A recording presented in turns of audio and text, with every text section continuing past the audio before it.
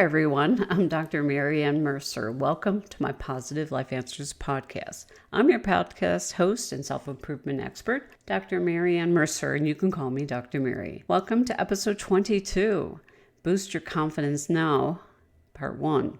In my Positive Life Answers podcast, my goal is to help you transform the quality of your life and help you create the life you desire. The goal of my podcast is to help you make improvements and changes in your life in practical and empowering ways. So let's create the best life ever. If you are new and just discovered my podcast, a warm welcome. I'm so glad you found me. Don't forget to press that follow button. So follow the podcast that way so you don't miss out on future episodes. Thank you for those who are continuing to listen and support my podcast. Overall, please don't keep me a secret and share with somebody who can really benefit from these podcast episodes. Thanks for your email messages and questions, and many thanks to those who have taken the time to contact me just to say they're enjoying my podcast, and that means a lot to me. And I appreciate your questions as well. And today's episode was inspired as a result of recent emails from my listeners. They said, quote, Dr. Mary, how do I become more confident? End of quote. Other people have said, how do I muster up some confidence in pursuing my goals and making changes in my life, in addition to your optimism habits? Well, that's a great question, and a great question for everyone. It inspired me to do this podcast today in terms of confidence building. Dr. Michael Mercer, my co-author of some of my books, and I created a 6-hour audio program and workbook based on one of our books called Endless Love, Romance, and Passion: Secrets to Happy and Loving Couples. You simply listen to this audio program while you make notes and plan your future via the exercises in that audio program and what we call our Doctor's Manual workbook. The audio program and Doctor's Manual goes a long way to help you succeed in that, especially relevant to what we're discussing currently. And we'll discuss relationships in the future, but right now we're working on changing ourselves. You'll learn immediately useful steps to help you boost your confidence and boost your happiness in addition to the relationship issues. So today's topic is called Boosting Your Confidence, Part 1. I'm going to let you listen to the first part of this topic today because there's so much to it and so much juicy information. I'm going to do a 2-part episode because the rest of it will play next time. There are many ways you can boost your confidence that will give you a sampling of today and also next week. So remember, although this is part of what Dr. Michael Mercer and I created for a relationship program, it helps you deal with your self-esteem, confidence, and of course, improving all your relationships in your life. So here we go. Please give a listen to this segment. And it'll take most of the time today, so I'll see you at the conclusion of this first part audio. Remember, these techniques and tips are easy to use in your life and will help you create a domino effect and, importantly, boost your own confidence. Here it goes. Boost your happiness and confidence. This section of the program shows you 7 practical methods to improve your emotional life. None of these methods are time-consuming. You choose which methods will help you most, and then you can put them into action right away. In the outcome, you'll be able to feel happier and more confident. You'll boost your self-esteem. In the process, you'll become a person who can be more lovable to your partner, children, and other special people in your life. Method 1. Simplified Psychoanalysis. One of the most powerful actions you can take to improve your emotional health is to do what we call simplified psychoanalysis. Don't worry, we're not recommending you see a psychoanalyst. Instead, you easily can use one useful method of psychoanalysis to improve yourself right in your own home. And we simplified this for you, so it'll only take you 5 to 15 minutes to start helping yourself. Here's the idea. Psychoanalysis teaches that you learned many of your emotions when you were a little child. And who taught you that? If you're like most people, you learn how to react emotionally from your parents, family, and other people around you. First, you need to find out how you learned your negative feelings. These feelings include depression, guilt, helplessness, and anxiety. Then, you can take steps to overcome your uncomfortable feelings and replace them with healthy feelings. Here's a powerful method we discovered that you can do for yourself. Many patients we treated in therapy have benefited from this rather simple method. Beginning by taking a pad of paper and a pen, make 3 columns on the paper. Then, do these 3 steps. Step 1. In the left-hand column, list your uncomfortable feelings you want to get rid of. These might be guilt, depression, feeling helpless, discomfort over sex, and other upsetting feelings. Step 2. In the middle column, next to each uncomfortable emotion, honestly list this personal information. A. Who taught you that uncomfortable feeling? This might be parents, siblings, relatives, neighbors, classmates in grammar school, or friends. B. What did that person get out of teaching you that emotion? C. Why did you surrender your emotions to satisfy that person? Step 3. In the right-hand column, list the action and positive emotion you'll use to replace your negative emotion. Many of our patients and workshop participants have done our simplified psychoanalysis exercise. Let me tell you about some of the typical uncomfortable feelings and emotions people want to get rid of. First, let's look at guilt. Guilt is feeling shame or regret even when you have no real reason to feel guilty. From our clinical experience, we notice people are taught guilt by a parent. That parent taught their child to feel guilty for 2 main reasons. First, it gave the parent a sense of control over the child. Second, imposing guilt on a child lowered the parent's anxiety that the child might do something wrong. Most people tell us they gave in to feeling guilty for 2 key reasons. First, they hated getting screamed at for doing something their parents disliked. Second, feeling guilt actually assured them of their parents' love. Here's a common solution people often use to overcome the guilt. They act somewhat rebellious, and the rebellion gives them a feeling of freedom. Here's another uncomfortable and negative emotion many people learn in childhood and then bring into their adult lives: depression and helplessness. For example, one of our patients used our simplified psychoanalysis to track down how she learned to feel depressed. She uncovered that she learned this from her sibling. Why? Because her sibling got lots of attention from their parents for acting depressed and helpless. Our patient said she also craved attention from her parents. So she had learned her lesson well. To get her parents' attention, she learned to act, guess what? Depressed and helpless. To cure her blues, she decided to do this. In terms of action, she vowed she will only seek attention for acting healthy and never again for acting sick or upset. As she did this, she decided to replace her emotions of depression and helplessness with the positive emotion of confidence. Specifically, she told us that she felt extremely confident. Why? It's because she learned she always could pick herself up by her own bootstraps. Now it's your turn to benefit from this very simplified psychoanalysis. Choose an uncomfortable, unhealthy emotion you would feel thrilled to get rid of. Then use our 3-step simplified psychoanalysis to help you help yourself. Method 2. Get new, healthy role models. The second key method you can benefit from concerns getting new, healthy role models. You learned unhealthy emotions that dragged you down. Unfortunately, you learned them from role models, such as family, teachers, or other people when you were a child. Fortunately, now you're an adult, and as an adult, you can choose new, healthy role models. This is one of the most fun and powerful methods you can use to start living a new, improved life. As such, we hereby suggest that you take this doctor's prescription. Find 1 or 2 new role models who seem to have happy, confident moods. Study them, and then do what they do to feel happy and confident. Here are 5 ways you can find happy and confident role models. First, you might discover a great role model near you. How about friends, coworkers, neighbors, or members of an organization you belong to?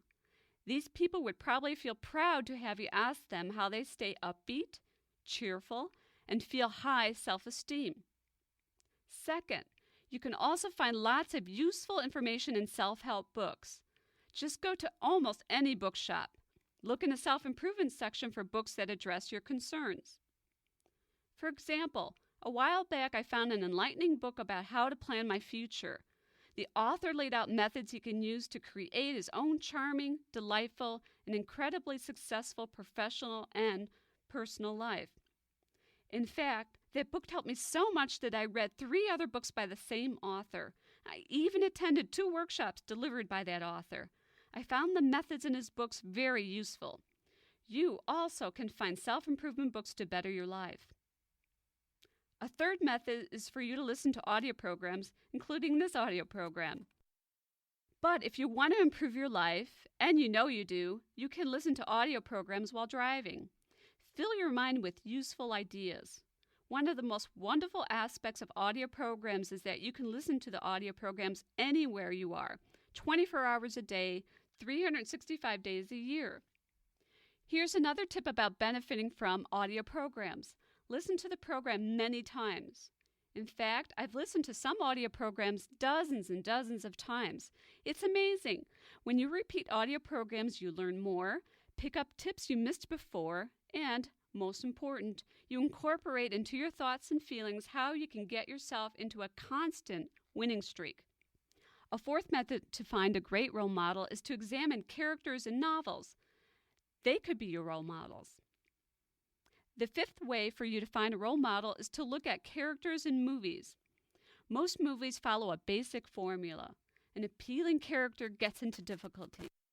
By the end of the movie, the character has improved personally and has gotten out of hot water. Maybe you can find appealing movie characters to use as role models. Now, what do you do after finding a great role model?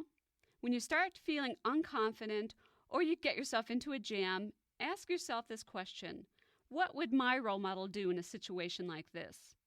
I remember when I was in college, I greatly admired a professor. I even read 2 books he wrote. In effect, I made him my role model during that part of my life. Then, when I encountered challenges, I sometimes asked myself this question: what would my role model do in this situation? This helped me countless times. Method 3. Make yourself more attractive. Here's another method you can use. Make yourself more attractive. You can do this in terms of your personality and mood, your interpersonal skills, your physical attractiveness, such as your figure for women or your physique for men, upgrading your hairstyle, nails or makeup, and your clothing. You can also make your home more attractive. That helps you feel prouder. Finally, it may sound strange, but it's true, the neatness of your car often reflects how you feel inside. In general, a neat car reflects a calm, clear, organized mind. A messy car may reflect an anxious or overwhelmed mind. We lost count of how many times patients who physically looked unkempt and disheveled revealed to us during therapy sessions that their homes could be mistaken for hazardous waste dumps and their cars are messy. Recently, when I did a lot of writing, I stopped filing away papers I finished using. Instead, I let them pile up around my computer. The piles got higher and higher. They threatened to grow like weeds over papers I needed for my writing project. I noticed that the messier my computer desk became, the slower I wrote. Finally, it dawned on me that the mess on my computer desk was dragging down my mood. So I spent a half hour filing papers and throwing away unnecessary items. This gave me astounding results. I emotionally felt free when I cleared off my desk. Plus, I suddenly found myself able to write as fast as usual. So, we recommend you do the following doctor's prescription to help you feel better about yourself. First, do something, almost anything, to make yourself look more attractive. It could be exercising or doing your hair differently or dressing better. Second, clean your home. Get rid of clutter. As you do this, you'll feel like a burden has been lifted off your shoulders. Third, clean your car. Clear out papers and junk you left on your seats, floor, and trunk. Plus, wash your car. Having a clear windshield can help you feel more in control. Method 4. Boost your confidence and self-esteem. Many people hold a popular misconception that they can think themselves into feeling higher levels of self-esteem. But that's false. Why? Because you can only boost your self-esteem by taking actions that give you real, tangible reasons to feel confident and good about yourself. So, if you're like most people and want to improve your confidence and self-respect, you can benefit from using these pointers. First and foremost, make goals for yourself. The number one top way for you to feel good about yourself is to set goals for yourself and actually achieve your goals. As we pointed out in our book and audio tapes entitled Spontaneous Optimism, Proven Strategies for Health, Prosperity, and Happiness, you could create goals in 6 areas of your life: your emotional health, your finances, your career, your spiritual life, your health, and your relationships. Every time you set a goal, make sure it includes a measure and a deadline date. For instance, one of your health goals might be to walk 2 miles within, say, a half hour. Determine what you must do to develop the stamina you need by a certain date. Or one of your financial goals could be to set up an automatic investment plan in a mutual fund. In this case, your goal should include exactly how much money you will automatically invest each month, along with the date by which you will start doing that. Most important, always keep in your mind the reward you give yourself when you achieve your goal. Remember, in the outcome, you do goals to reap rewards for yourself. For instance, a physical fitness goal could give you the reward of more attractiveness or improved health. A financial goal should lead you closer to rewards such as financial security or the ability to afford something you want. The second way to improve your self-esteem is to boost your brain power. Everyone feels proud to have a brain working in high gear. Here's a great way to boost your brain power. Once a week, turn off your TV. Then read. You'll expand your brain power, plus you'll possess information to hold a more informed, intelligent conversation. I do a variation of this. Almost every evening I read 2 items. First, I read part of a self-improvement book, a how-to book, or the biography of a successful person. Second, I also spend a little time reading from books of quotations. I do this reading for about 30 to 60 minutes. I feel this helps me boost my brain power. Plus, every day I pick up great ideas and pointers to improve myself. The third method to increase your self-esteem is to learn something new in a classroom. Attend a workshop on a topic that interests you. Or take an adult education class at your local school or park district. You'll learn a new skill, expand your horizons, and get to talk to other people who are also aiming to improve themselves. In fact, this is fun to do with your mate. For example, Michael and I took 2 computer classes together. We had so much fun. I felt like a high school kid sitting next to my boyfriend. We learned new skills, and we had fun doing it. Plus, during the breaks, we could be lovey-dovey and sneak kisses in the hallway. A wonderful 4th way to improve your self-esteem is to start a fitness program. Choose one you can stick with. You'll feel great. We realize many of you are saying to yourself, well, it would be great to do a fitness program, but I never stick to one. Here's a powerful way Michael and I use to make sure we exercise regularly. Each time we exercise, we play a little game on ourselves. The typical game goes like this. We decide we cannot eat another meal until we finish exercising. Lo and behold, we always finish exercising just in time for dinner. Isn't that amazing? It's like an old phrase, work expands to take up the time. Well, exercising also expands to take up the time. So, our doctor's prescription for you is to do this. Give yourself a deadline, like a meal when you're hungry to eat, to make sure you stick to your exercise program. Also, only do exercises that your physician deems appropriate for you. The 5th way to boost your self-esteem is to serve on a committee at an organization. It could be a neighborhood organization, a social club, or a professional group. You have lots of choices. Most volunteer organizations always are on the lookout for responsible people to do work. So, if you volunteer to do something, your offer usually will be greeted with open arms.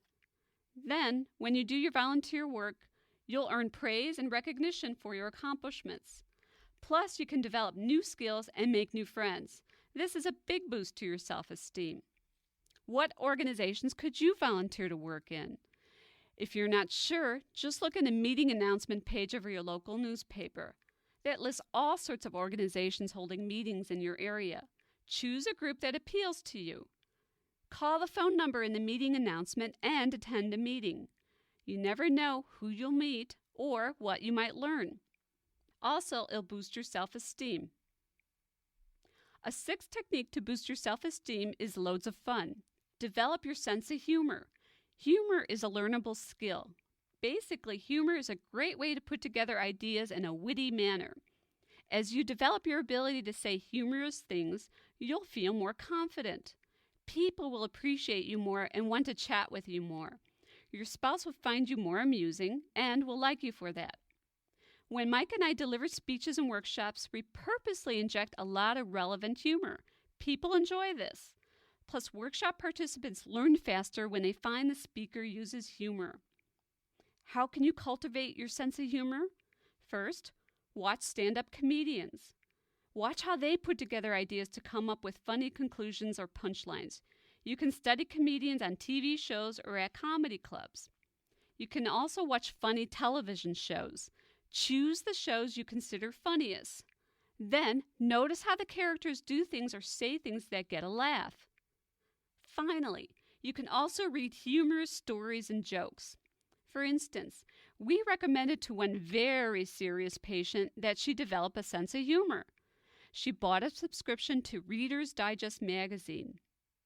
Each monthly issue of Reader's Digest contains dozens of jokes and humorous brief stories. Our patient learned how to laugh and to make others laugh from studying this magazine for just a few months.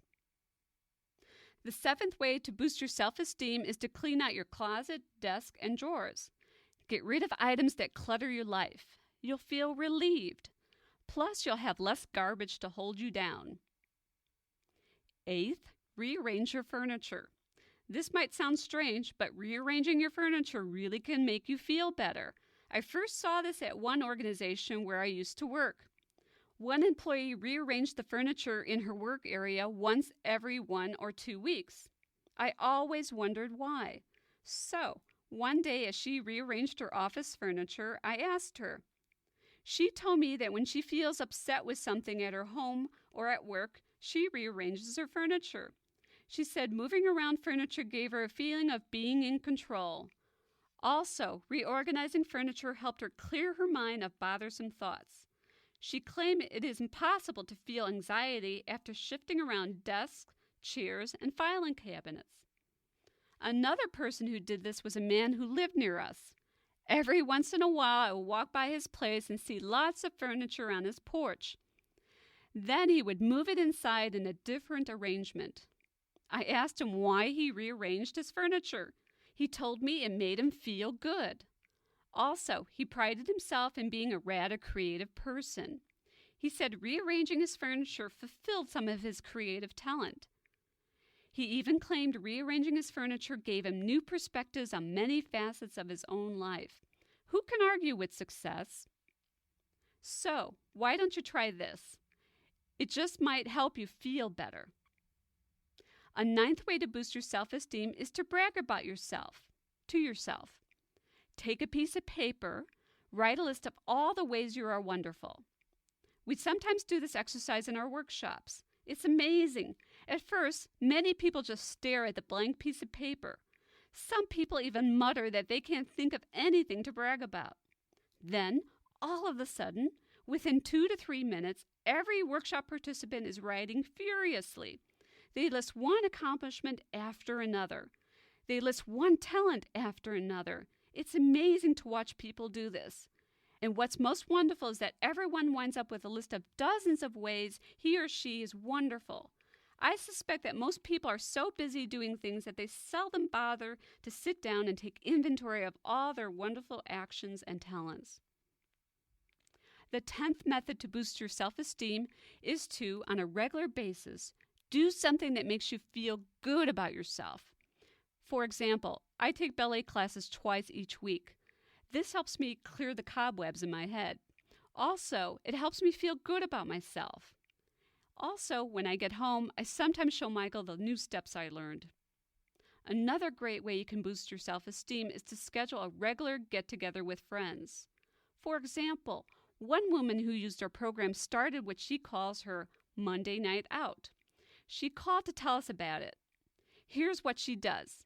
Every Monday evening, she gets together with one or more friends. Sometimes the outing is with a woman she just met whom she wants to get to know. Importantly, she limits the people she goes out with to only one type of person. She only spends Monday evenings with people who enjoy their lives, have good relationships, and seem optimistic, happy, and confident. No complainers or whiners allowed.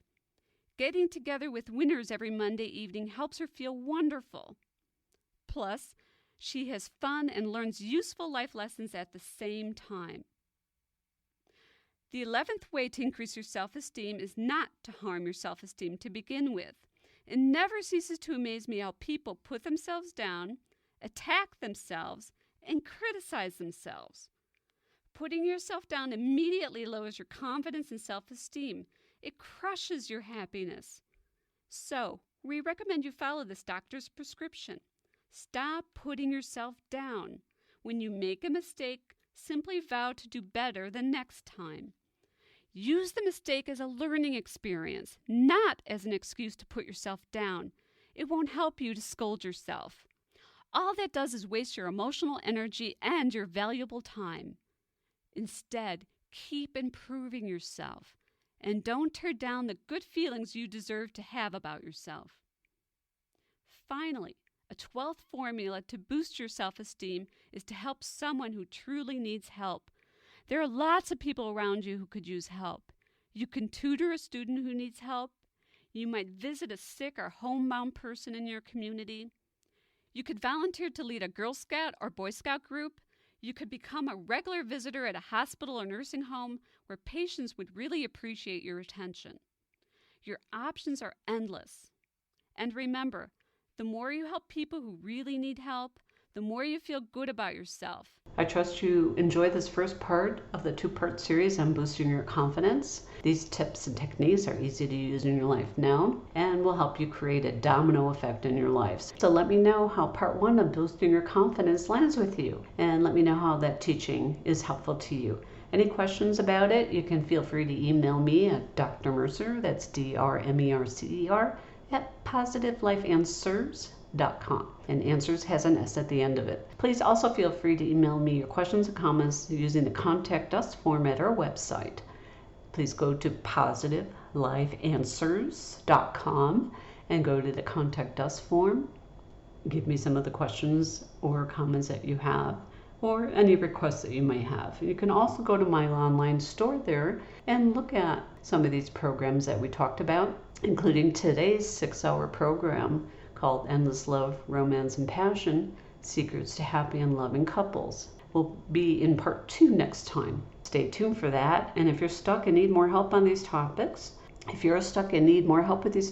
can contact me about my unique intensive coaching sessions. You can email me at Dr. Mercer at positivelifeanswers.com or go to our Contact Us form. And I can send you more information about intensive coaching sessions. And also, if you're interested in requesting that I speak at one of your organization meetings and conferences. So let me know if you're ready to take a leap into your path to changing and improving your life. If you've been listening to this podcast for a while, please leave your 5-star ratings or comments on the podcast apps such as Apple and Spotify.